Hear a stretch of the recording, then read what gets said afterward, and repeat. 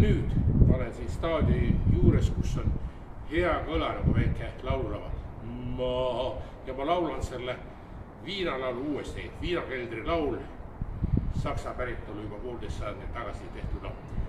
Ma istun keldris sügaval,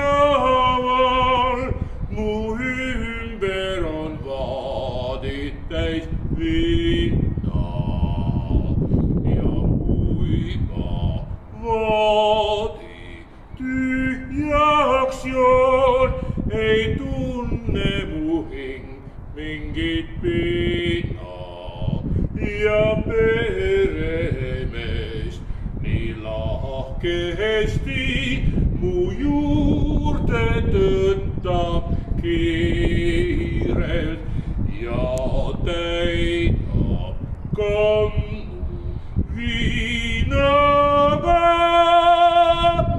et joon ma. Ja sellest kõnes, et viini maitsev magus on, ma ei jaksa praegu laulda siin jalgpeale, nüüd tuled vaatame, kes see laulab siin, eks. Aitäh!